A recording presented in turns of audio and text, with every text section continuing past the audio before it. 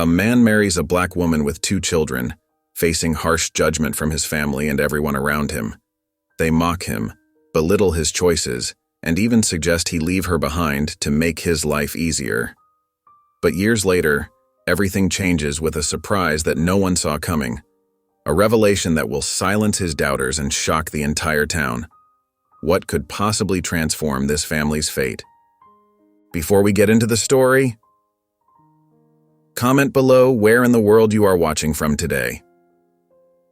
Matt paced in their bedroom while Arya sorted through a stack of documents on their bed. The morning light filtered through the curtains, casting long shadows across the scattered papers, report cards, medical records, and carefully organized photos of their life together. "We have everything ready," Matt said, trying to sound confident. His tie felt too tight around his neck. "The kids are doing great in school. We've got a stable home." Arya's hands trembled as she arranged the papers into a folder. "James will find a way to twist things, he always does." Her voice cracked slightly. "He hasn't been there for them in years, and now suddenly he's father of the year?" The next morning, the courthouse loomed before them, its brick facade stern and imposing. Inside the courtroom, James sat across the aisle in a crisp suit, looking polished and composed. He caught Arya's eye and gave a small wave that made her stomach turn. As James took the stand, his voice carried a practiced sincerity. "I know I wasn't perfect," he said, his eyes downcast in what looked like genuine remorse. "But I've changed. I have a steady job now, a nice house. My children deserve to have their father in their lives." Arya gripped Matt's hand under the table so hard her knuckles went white. When it was her turn to speak, her voice shook with emotion. "Your Honor, James has been absent for most of their lives. He missed birthdays, school events, doctor's appointments. The children need stability." The judge's decision fell like a heavy weight. "The court will grant Mr. O'Neill supervised visitation twice a month, to be reviewed in 90 days. Back home, in their kitchen, Arya couldn't stop her hands from shaking as she tried to make coffee. Matt stepped behind her, gently taking the coffee pot from her grip. "We knew this might happen," he said softly. "It's just temporary. We'll show them that." "Show them what?" Arya turned to face him, tears in her eyes. "That we're better parents? James fooled everyone in there today, just like he always does. And now he gets to walk right back into their lives like nothing ever happened." Matt reached for her, but she stepped away, wrapping her arms around herself. The space between them felt wider than the physical distance, a gap filled with unspoken fears and mounting pressure. "I need some time alone," Arya whispered, leaving Matt standing in the kitchen, the coffee forgotten on the counter. The next morning, sunlight streamed through the kitchen windows as Matt and Arya sat at the breakfast table, coffee cups growing cold between them. "We need to tell them before school," Arya said, her voice tight with worry. "But how do we explain this without making them feel caught in the middle?" Matt reached across the table, squeezing her hand. "We'll just be honest. Tell them the judge's decision, and remind them we're here for them, no matter what." When Jada and Marcus came down for breakfast, their usual morning chatter fell silent at the sight of their parents' serious faces. "The judge made a decision yesterday," Arya began carefully. "Your father will be seeing you twice a month." Marcus's face lit up. "Really? At his new house?" The excitement in his voice made Arya's heart clench. She forced a smile. "Yes, but with supervision at first." Jada stayed quiet, pushing her cereal around the bowl. When Matt asked her thoughts, she just shrugged. "It's fine, I guess." Over the next few weeks, the changes became more apparent. After their first visit with James, the kids came home bubbling with stories about his new gaming system and plans for a treehouse in his backyard. Matt tried organizing family movie nights, but Jada always seemed to have homework, and Marcus was too busy texting his dad about their next visit. One evening, Matt brought home their favorite pizza, but dinner felt forced, with conversation dying quickly. That night, Arya curled into Matt's arms in their darkened bedroom, her tears dampening his t-shirt. "They're pulling away," she whispered. "I can feel it." Matt stroked her hair, his own voice thick with emotion. "They're confused right now. It's a lot for them to process." I'm scared, Matt. What if James keeps making promises? What if they start wanting to live with him? Matt pulled her closer. We're not giving up. We're stronger than this. Promise me we won't let this tear us apart, Arya said, her fingers gripping his shirt. I promise, Matt whispered, holding her tighter. We're in this together. The spring choir concert buzzed with activity as parents filed into the school gymnasium. Matt stood near the back, watching Jada warm up with her classmates. His chest swelled with pride. She'd been practicing for weeks. Did you hear about Turner's situation? A whispered voice caught his attention from the row behind him. The history teacher? Such a shame. He used to be so respected around here. Taking on someone else's kids like that, and now their real father's back in the picture? Matt's shoulders tensed. He kept his eyes forward, pretending not to hear. I heard the ex-husband's trying to get custody, another voice chimed in. Makes you wonder about Turner's judgment, getting mixed up in all that drama. The choir began their first song, but Matt barely heard the music. His mind raced to Monday's faculty meeting, where Principal Stevens had passed him over for the department head position, a role he'd been working toward for years. At home that evening, Arya noticed his quietness as they cleaned up after dinner. The concert was beautiful, she said softly. Jada did great. Yeah, Matt replied, mechanically drying dishes. He wanted to tell her about the whispers, about feeling like an outsider in the school where he'd taught for 12 years. But seeing the worry lines already creasing her forehead, he swallowed the words. Arya touched his arm. Is everything okay? Just tired, he said, forcing a smile. That night, Matt lay awake, staring at the ceiling. The town had always been his home. He'd grown up here, played football at the high school where he now taught. But lately, familiar faces turned away when he passed. Invitations to staff gatherings became rare. Even his oldest friends made excuses to avoid their usual weekend coffee. He thought about Jada and Marcus, how they lit up talking about their father's plans for them. Maybe he was just fooling himself, thinking he could be what they needed. A real father, not just the guy who married their mom. Rolling over, Matt watched Arya sleeping peacefully beside him. He'd promised her they were stronger than this, but in the darkness of their bedroom, doubt crept in like a shadow. Where did he fit anymore? In this family, in this town that suddenly felt as foreign as a distant country. Guess what? James's voice carried across the living room, drawing Jada and Marcus closer. I've got some exciting news. He paused for effect, his smile widening. I just accepted a position at Miller & Associates, right here in Clayton. Jada's eyes lit up. You're moving here? Just 20 minutes away, James confirmed, ruffling Marcus's hair. We can spend so much more time together. Arya's stomach knotted as she watched from the kitchen doorway. This was exactly what she'd feared.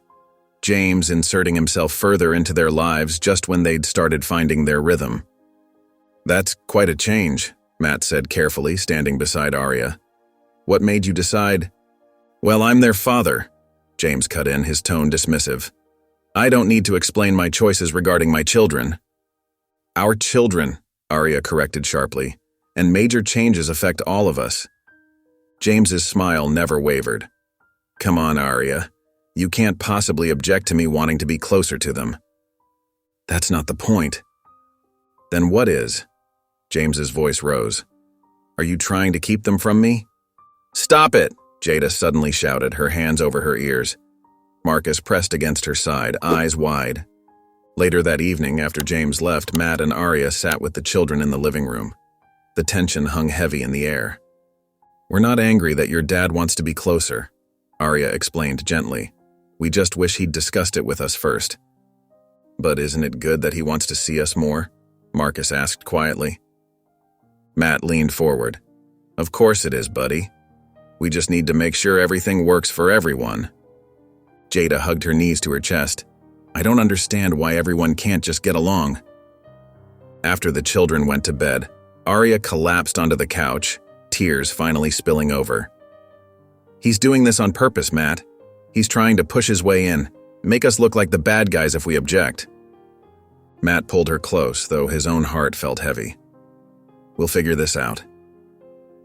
Will we? Arya whispered. because right now it feels like he's winning. The morning sun streamed through the kitchen window as Matt and Arya sat at their small breakfast table, coffee cups warming their hands. "We need a better way to handle this," Arya said softly.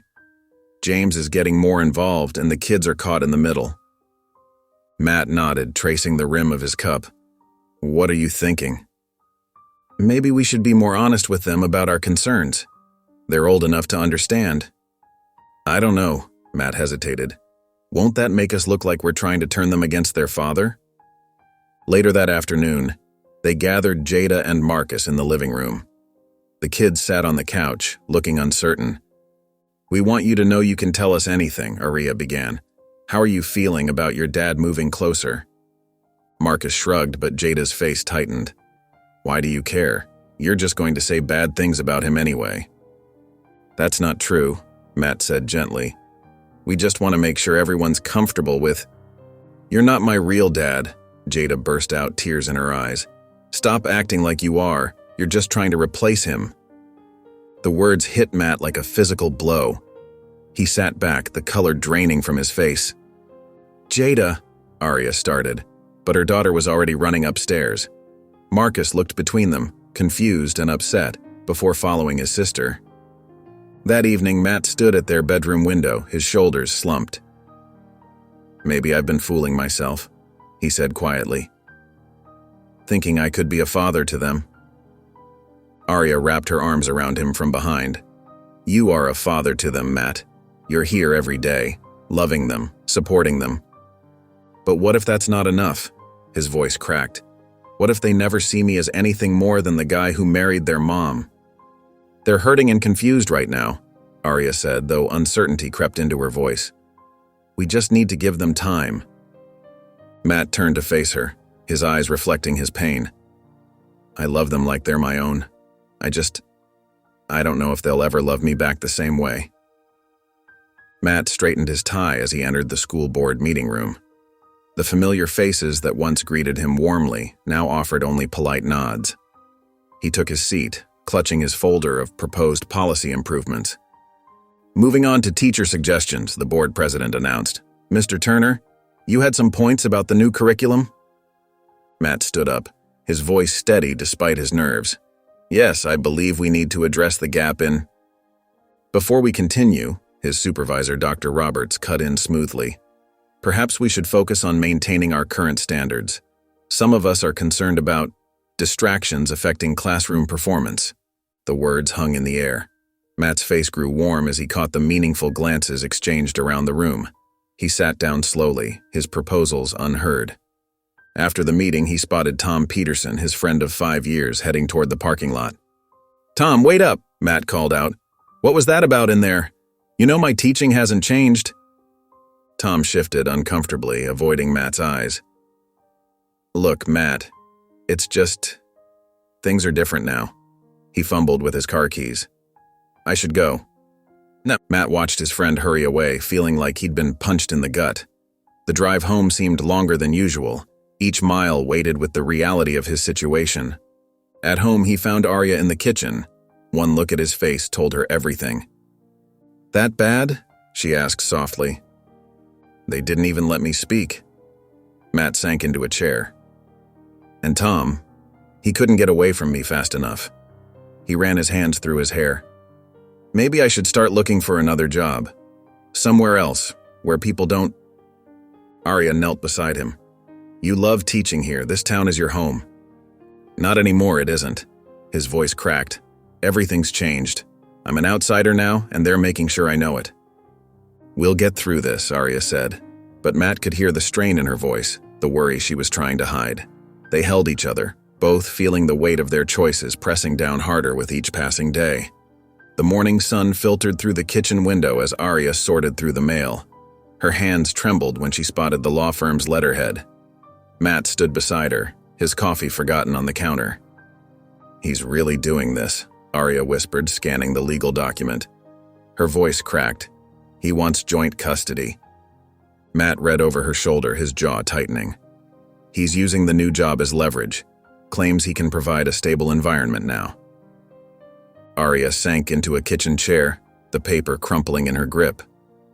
After all these years of barely being there, now he wants to play father? They met with their family lawyer, Sarah Chen, that afternoon. Her office was warm and welcoming, but it did little to ease their anxiety. "I'll be honest," Sarah said, adjusting her glasses. "James has a compelling narrative. He's showing initiative by moving closer, maintaining steady employment, and following the visitation schedule." "But he's doing it all for show," Arya protested. "You don't know him like I do." Sarah leaned forward. "The court looks at present circumstances more than past behavior. We need to focus on what's best for the children now." Matt squeezed Arya's hand as she fought back tears. "What are our options?" "We document everything," Sarah explained. "Every interaction, every visit, any concerning behavior. But prepare yourselves. This won't be easy." The drive home was silent, heavy with worry. Arya stared out the window, her thoughts with Jada and Marcus. "How do we tell them?" she finally asked. "They're already confused about everything with James moving closer." Matt pulled into their driveway, turning off the engine. "We have to be honest. They deserve to know what's happening." Inside their living room, they sat close together on the couch, the legal papers spread on the coffee table. The sound of Jada and Marcus playing upstairs filtered down. Normal, happy sounds that made Arya's heart ache. "I just want to protect them," she whispered. "But this is going to turn their world upside down again." Matt wrapped an arm around her shoulders. "We'll face it together, all of us." They called up to the children, their voices steady despite the fear churning inside. That evening, after a simple dinner of spaghetti that no one really touched, Matt and Arya gathered Jada and Marcus in the living room. The TV was off, and the silence felt heavy. "We need to talk about something important," Arya began softly, perched on the edge of the couch. "Your father has asked the court for joint custody." Jada's eyes widened. "What does that mean exactly?" Matt leaned forward, keeping his voice gentle. "It means the court will listen to everyone, you, your mom, your dad, to figure out what's best for your living arrangements." Tears welled up in Jada's eyes. "Do I have to pick sides? Between mom and dad?" "No, sweetheart." Arya reached for her daughter's hand, but Jada pulled away. "You're lying!" Marcus burst out suddenly, his face flushed. "Dad says you're trying to keep us from him. That's why he had to move closer." Arya flinched as if she'd been slapped. "Marcus, that's not true. I've never—" "Then why are you fighting him?" Marcus stood up, his hands balled into fists. "Why can't you just let us see him whenever we want?" "Because it's more complicated than that," Matt tried to explain, but Marcus cut him off. "You're not even our real dad." The words hung in the air like shattered glass. Jada started crying harder. "I don't want to choose. I don't want to choose anyone." Arya's composure cracked. Tears rolled down her cheeks as she watched her children's pain unfold. Matt moved to comfort her, but his presence seemed to agitate Marcus further. Later that night, Matt and Arya lay in bed, both staring at the ceiling. The sound of Jada's muffled sobs could still be heard through the wall. "I'm losing them," Arya whispered, her voice raw. "Everything I've done to protect them, and he's turning it against me." Matt turned to face her in the darkness. "We'll figure this out." But the space between them felt vast, filled with unspoken fears and mounting pressure. Neither could sleep, both acutely aware of how their dream of a happy blended family was being tested in ways they never imagined. The morning sun cast long shadows across the kitchen table, where papers and documents lay scattered. Arya's hands trembled as she sorted through them for the 100th time. Medical records, school attendance sheets, the counselor's letter, she muttered, checking each item off her mental list.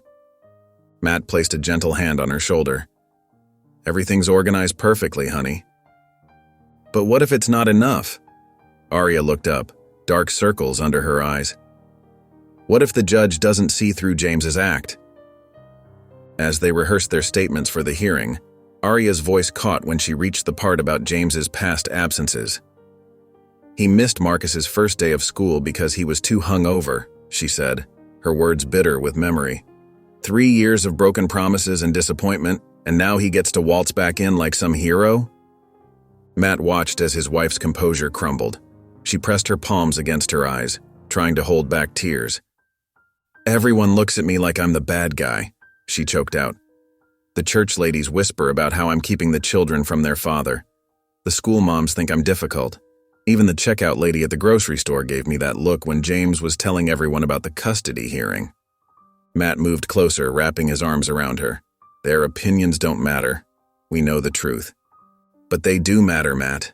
They all matter because their voices become part of this narrative that I'm somehow wrong for protecting my children." Arya's words tumbled out between sobs. "And tomorrow, I have to sit there while James paints himself as this changed man, this perfect father who just wants a chance." "Hey," Matt said softly, tilting her chin up to meet his eyes. "You're not alone in this. Whatever happens tomorrow, whatever the judge decides, I'm right here. We're a team." They sat together at the kitchen table, hands clasped, surrounded by the evidence of their struggle. The ticking clock marked the moments until tomorrow's hearing, but in this quiet space, they found strength in their unity. The courthouse loomed before them, its stone steps seeming to stretch endlessly upward. Matt squeezed Arya's hand as they climbed, their footsteps echoing in the morning quiet. Inside the courtroom, James sat at the opposite table, wearing a pressed suit and a practiced smile. "All rise," the bailiff called out. James's lawyer spoke first, his voice smooth and convincing. "Your Honor, my client has demonstrated remarkable growth. He's maintained steady employment for 6 months, joined the local church, and completed voluntary parenting classes." He gestured toward James, who nodded solemnly. "These children deserve the chance to know their reformed father." Arya's grip tightened on Matt's hand under the table. Her lawyer presented documentation of James's past neglect, missed visits, broken promises, unpaid child support. But James's apparent transformation seemed to capture the judge's attention. "I've found Jesus," James announced when given the chance to speak. "I know I made mistakes, but I'm a changed man. I just want to be there for my children now." The judge's decision hit like a physical blow. Until the next hearing, Mr. O'Neill will have supervised visitation 3 weekends per month, with the possibility of overnight stays pending evaluation. Arya's shoulders slumped. Matt watched helplessly as tears filled her eyes. Back home, they sat in their living room, the silence heavy between them. The court papers lay on the coffee table, a stark reminder of their defeat. "Everything I said about his past behavior," Arya whispered, it didn't seem to matter. Like it all disappeared because he goes to church now."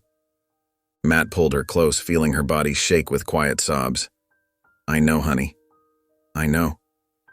I tried so hard to protect them," she said. "But maybe I'm fighting for nothing." They held each other as the afternoon light faded, both wrestling with the weight of the temporary custody decision that felt anything but temporary. The house felt strangely quiet that Saturday morning. Matt stood at the kitchen window, watching James's car disappear down the street with Jada and Marcus inside. Arya sat at the kitchen table, her coffee growing cold in front of her.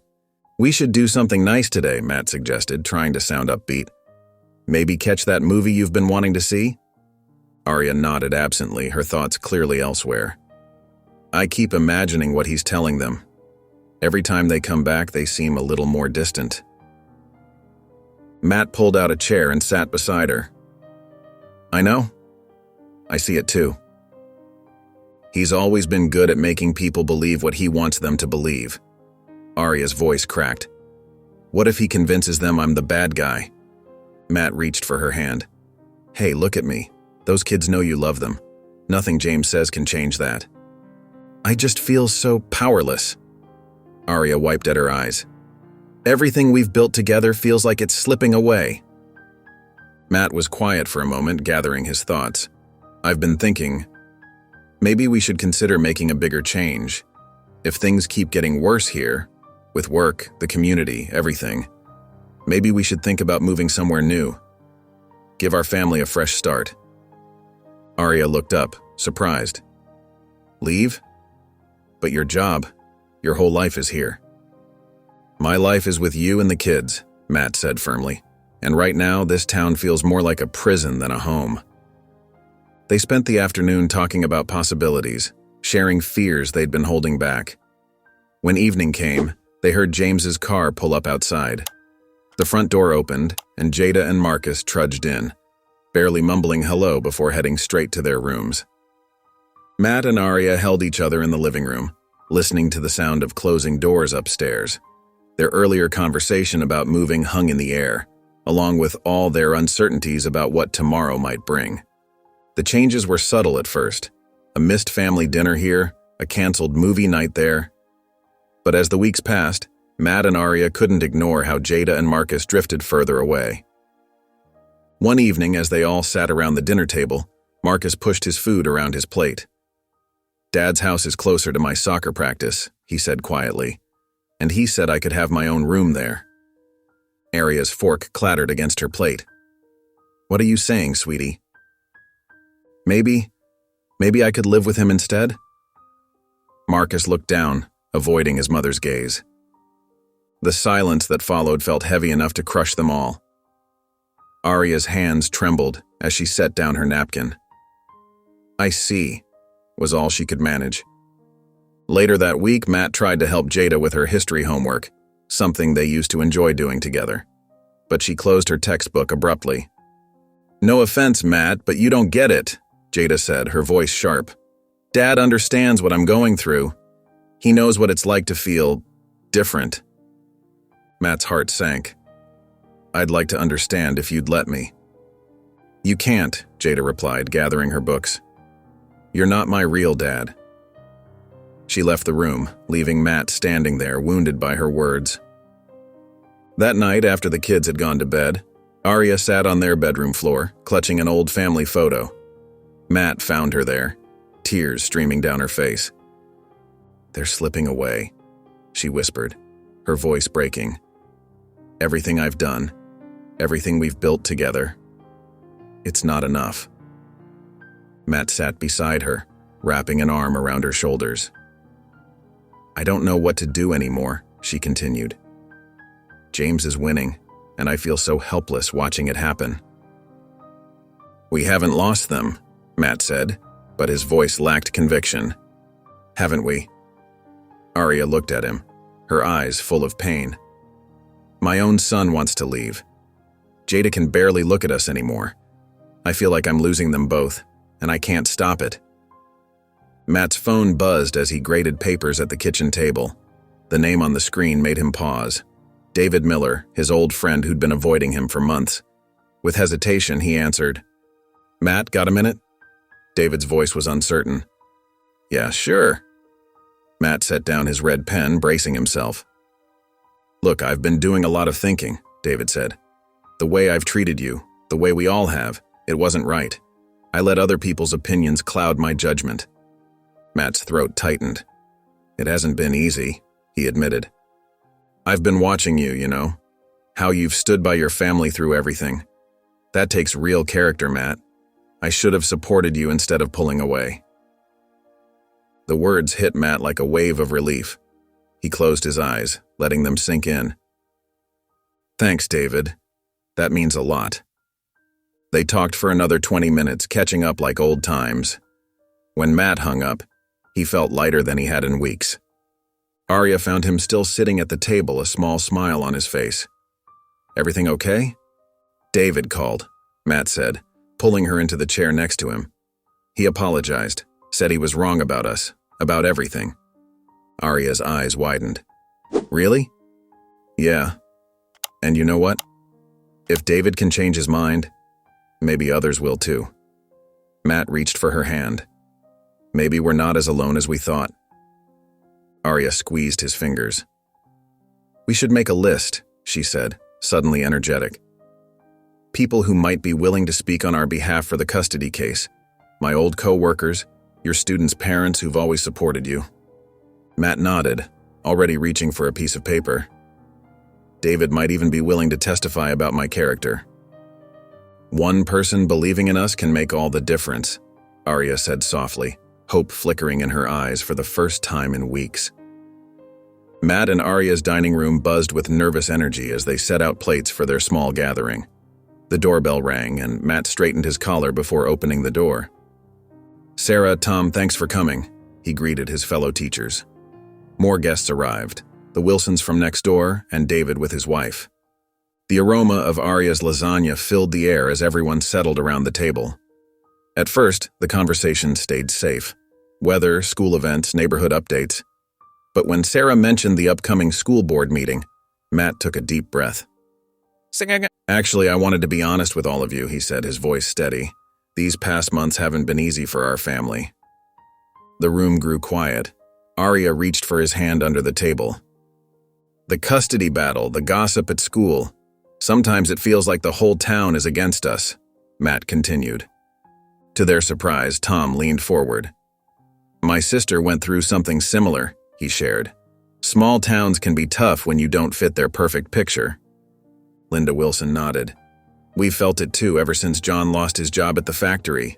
People whisper, make assumptions." One by one, their guests opened up about their own experiences with judgment and isolation. David spoke about how he'd let others influence his friendship with Matt, and how much he regretted it. "What you're doing, standing by your family, that takes real strength," Sarah added, looking at both Matt and Arya. "And you shouldn't have to do it alone." Arya wiped away a tear. "Thank you," she whispered. "We've felt so isolated." "Well, not anymore," Linda declared firmly. "Count us in your corner." The evening continued with genuine warmth, plans for future get-togethers, and offers of support for the upcoming custody hearing. When the last guest left, Matt and Arya stood in their doorway, watching their friends' cars disappear down the street. "I can't believe how that went," Arya said, leaning against Matt's shoulder. "Me neither." Matt pulled her close. "For the first time in months, I feel like we might actually have a chance here." They looked at each other, both seeing the same spark of hope reflected in their eyes. The following Sunday, James pulled up in a shiny new SUV, honking twice. Jada and Marcus rushed out, barely saying goodbye to their mother. "Who's ready for an adventure?" James called out, his smile bright. Matt watched from the window as the children climbed in, their faces glowing with excitement.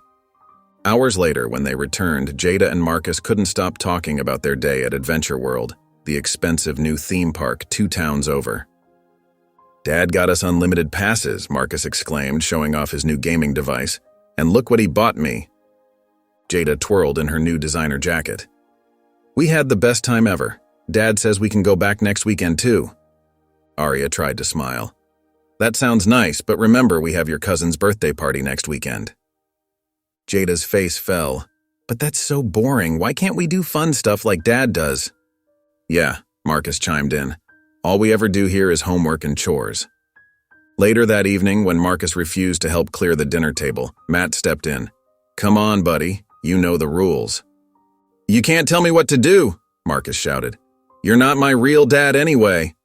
The words hung in the air like a heavy cloud. Jada looked away, uncomfortable, but saying nothing. Matt stood frozen, the sting of rejection clear on his face. That night, after the children went to bed, Arya collapsed onto their couch, tears flowing freely. "He's doing this on purpose," she whispered. "James is buying their love, making us look like the bad guys." Matt pulled her close, his own heart aching. "I know," he said softly, rubbing her back. But inside, he worried that James's tactics were working perfectly, slowly but surely pulling their family apart.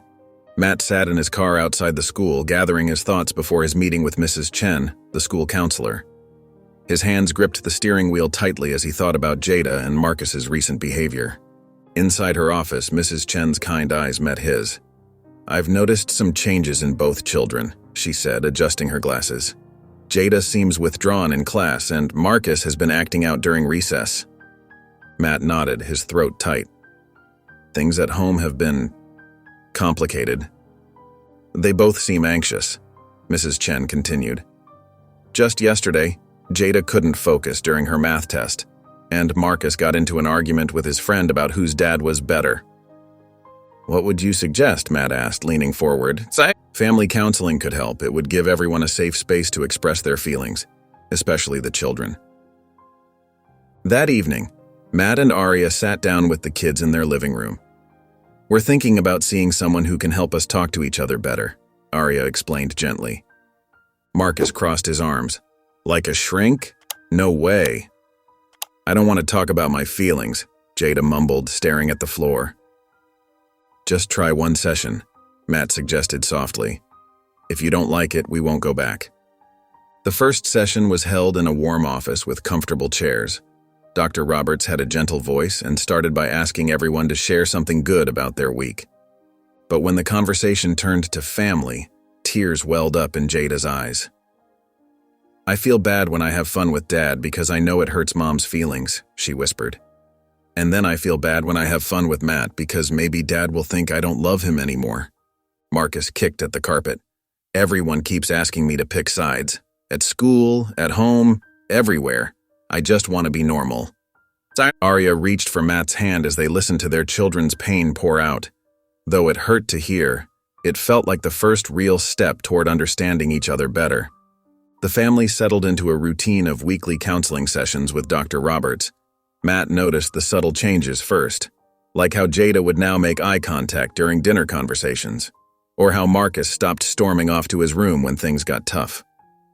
One afternoon after their fourth session, Jada lingered behind as everyone headed to the car. Matt, she said quietly, can we talk? They sat on a bench outside the counseling office. Jada twisted her bracelet nervously. I feel bad sometimes, she admitted. Dad keeps saying I should spend more weekends with him, but... She looked up at Matt with tears in her eyes. I don't want to hurt anyone's feelings. Matt's heart ached. You don't have to choose sides, sweetheart. Your feelings matter most. Meanwhile, Marcus started showing small signs of warming up to Matt. During homework time, instead of his usual resistance, he actually asked for help with his history assignment. You're good at explaining stuff, Marcus mumbled, not quite making eye contact but offering a slight smile. At their next session, Dr. Roberts encouraged everyone to share their fears. Arya spoke about her worry that James was trying to buy the children's affection with expensive outings and gifts. The kids listened more openly than before, and even Marcus admitted feeling confused about the different expectations at each home. That evening, Matt and Arya sat on their back porch watching the sunset. Arya reached for Matt's hand. Did you see how Jada actually talked about her feelings today? She whispered. Matt squeezed her hand. And Marcus didn't argue when we set boundaries for screen time. That's new. They're trying, Arya said softly. We all are. They sat in comfortable silence, both aware that James's influence still loomed large, but feeling stronger as a family unit. The counseling sessions had opened doors they thought were locked shut. It wasn't perfect, but it was progress. Matt and Arya sat across from their lawyer, Sarah Chen, in her sunlit office. Sarah spread out a stack of documents on her mahogany desk while explaining their strategy. The judge will want to see evidence of a stable home environment, Sarah explained, adjusting her reading glasses. We need to document everything: homework help, family dinners, counseling sessions. Arya pulled out her phone, showing Sarah photos of their recent family game night. We've been keeping a journal too, she said, her voice steady despite her nervousness. Sarah nodded approvingly, but her expression turned serious. James's lawyer has submitted several character statements. Local church members, business associates. They're painting him as a changed man. Matt's stomach tightened. He reached for Arya's hand under the desk. But we have our own supporters, Sarah continued, pulling out more papers. Your children's counselor has provided a detailed report on their progress in therapy.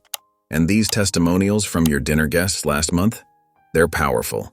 They show how you've created a loving, supportive home despite community pressure. For the next 2 hours, they meticulously went through every document. Matt shared notes from Marcus's teachers about his improved behavior. Arya produced records of every scheduled visitation, highlighting James's occasional last-minute cancellations. Remember, Sarah said as they prepared to leave, the judge will be looking at the whole picture. Your consistency, your commitment to the children's emotional well-being through counseling, these things matter. Matt helped Arya gather their papers, both feeling the weight of what lay ahead. They'd done everything right, documented every positive moment, every sign of progress. But as they walked to their car, The uncertainty of the upcoming hearing hung heavy between them. "We've built a strong case," Sarah called after them. "Try to focus on that." The courthouse lobby buzzed with nervous energy as Matt and Arya made their way through the security checkpoint. Matt squeezed Arya's hand, feeling it tremble slightly in his grip. The familiar smell of wood polish and paper filled the air as they entered the courtroom. James sat at the opposite table, wearing a crisp navy suit and a practiced expression of concern. His lawyer, a sharp-featured woman in pressed charcoal gray, arranged her papers with precise movements. "All rise," the bailiff called out. As the hearing began, James's lawyer stood, her voice carrying clearly through the room. "Your Honor, these children need their father. Mrs. Turner and her new husband seem intent on pushing Mr. O'Neill to the margins of his children's lives." Arya's fingers dug into Matt's arm. He watched her face tighten as James's lawyer continued, describing James as a reformed man who deserved equal time with his children.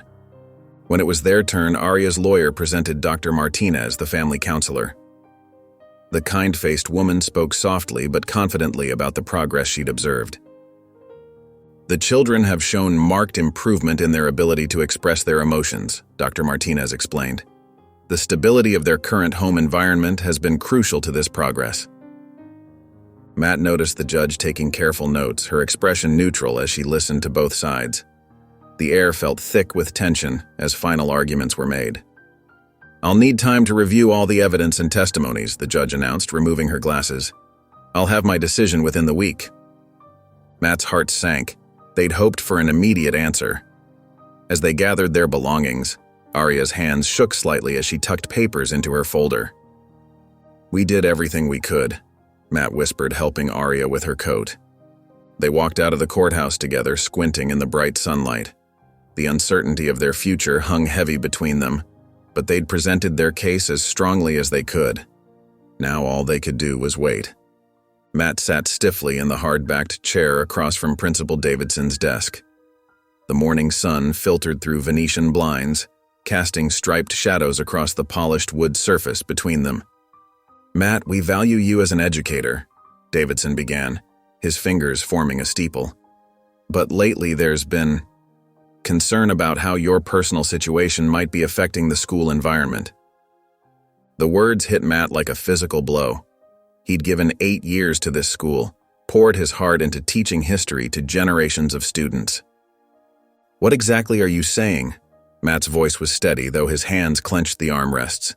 Vice Principal Roberts cleared her throat from her position by the window. "Perhaps a temporary leave of absence would be beneficial.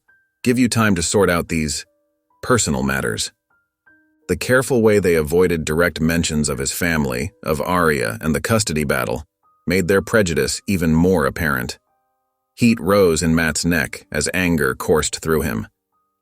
"I see," he said quietly, though inside he was screaming. "And how long would this leave last?" "We're thinking until the end of the semester," Davidson replied smoothly. "Paid, of course."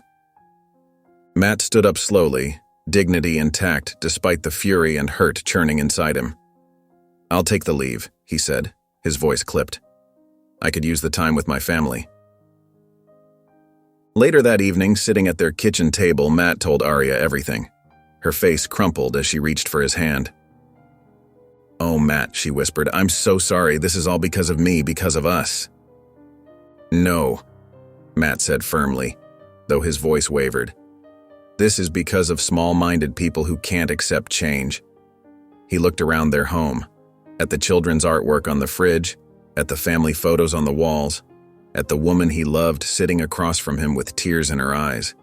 His career, his standing in the community, his old friendships. He'd lost so much. But watching Arya's face in the soft kitchen light, he knew without doubt that he'd choose her again. Choose their family again. Every single time. The phone's ring pierced the quiet afternoon. Arya's hands trembled as she answered, recognizing the courthouse number. Matt watched from across the kitchen, holding his breath. "Yes, thank you," Arya said, her voice barely steady. "We'll be there." She hung up and turned to Matt. "Next Thursday, the judge will announce the decision." Matt crossed the room and wrapped his arms around her. Whatever happens, we face it together." That evening, they gathered the children in the living room. Marcus sat cross-legged on the floor, while Jada perched on the edge of the couch, picking at a loose thread on her sleeve.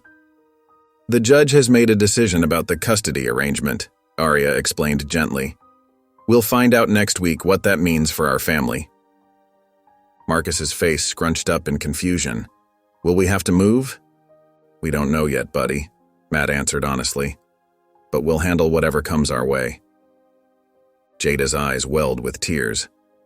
"What if—" she choked out, looking at Matt. "What if the judge makes us leave? What if we can't see you anymore?" Matt knelt in front of her, his heart aching.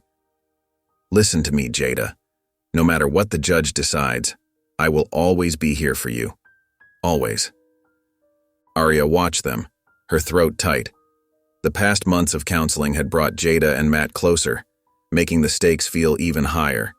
She fought back her own fears, trying to stay strong for her children. Later, they sat around the dinner table, the usual chatter replaced by the soft clink of forks against plates.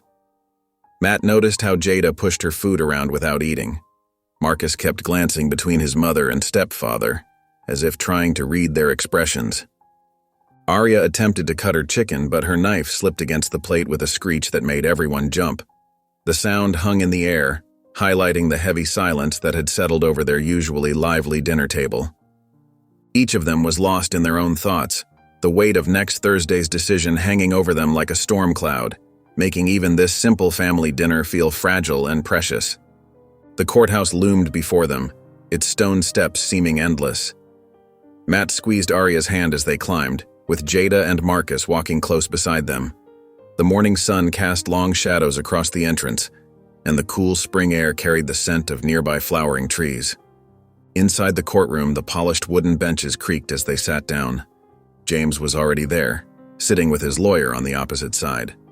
The judge entered and everyone rose, the rustle of clothing and nervous shifting of feet filling the quiet space. After careful consideration of all evidence and testimonies presented, the judge began, his voice steady and clear. "I have reached a decision regarding the custody arrangement for Jada and Marcus Turner." Arya's grip on Matt's hand tightened. He could feel her trembling slightly beside him. "Primary custody will remain with Mrs. Turner," the judge announced. "The stability and support provided in her household, along with the positive impact of family counseling, has been clearly demonstrated." Matt felt Arya release a shaky breath. Tears welled in her eyes as she pulled both children closer to her. "However," the judge continued, "Mr. O'Neill will maintain scheduled visitation rights. It's in the children's best interest to maintain a relationship with their biological father." The judge detailed the specific visitation schedule, but Matt found himself focused on the children's reactions. Jada's shoulders had relaxed, while Marcus looked between his parents with questioning eyes. "Do all parties understand the terms as I've outlined them?" the judge asked. Everyone nodded. James's face was unreadable as he whispered something to his lawyer. As they stood to leave, Matt wrapped an arm around Arya's shoulders. The decision wasn't perfect. James would still be part of their lives, but it felt like they could finally breathe again. The uncertainty that had haunted them for months was lifting. In the courthouse hallway, Jada hugged Matt tightly. "We get to stay together," she whispered. "Always," Matt replied, his voice thick with emotion. "That's what family means." The phone call came on a quiet Tuesday afternoon. Matt was sorting through some papers when his cell phone buzzed. The number was unfamiliar, but the voice on the other end was warm and friendly. "Matt, this is David Chen from Riverside High. We met at that teaching conference last year." Matt remembered him, a passionate educator who'd shown genuine interest in Matt's teaching methods. "I heard about your situation," David continued. "We have an opening in our history department. Better pay, full benefits, and most importantly, a fresh start. Would you be interested?" That evening, Matt and Arya sat at their kitchen table after the kids went to bed. Steam rose from their coffee cups as they talked through the possibility. "It's 40 minutes away," Matt said. "The school district has an excellent reputation. Arya reached across the table and took his hand. What about the kids? When they brought it up at breakfast the next morning, Jada pushed her cereal around the bowl. But what about my friends? Marcus looked equally uncertain. Do we have to change schools? Over the next few days, though, something shifted. Jada researched the new town online and discovered they had an amazing art program. Marcus got excited about the park near the house they were considering. Maybe it would be good, Jada admitted one evening. Like starting over? 2 months later, they sat around their new dining room table. The moving boxes weren't all unpacked yet, but Arya had insisted on a proper family dinner. The evening light streamed through fresh-washed windows, and the smell of lasagna filled the air. Marcus couldn't stop grinning as he told them about meeting kids his age in the neighborhood. Jada shared her excitement about art class starting next week. "Matt," Jada said suddenly, her voice soft. "Thanks for not giving up on us, even when things were really hard." Marcus nodded. "Yeah, you stuck around when most people wouldn't." Arya wiped tears from her eyes as she reached for Matt's hand. "You've been our rock through all of this. I don't know what we would have done without your strength." Matt pulled them all into a group hug, feeling the warmth of their embrace and the promise of their fresh start. If you enjoyed the story of Matt, I handpicked this next story that you will enjoy. Please don't miss this one. Click here to watch it.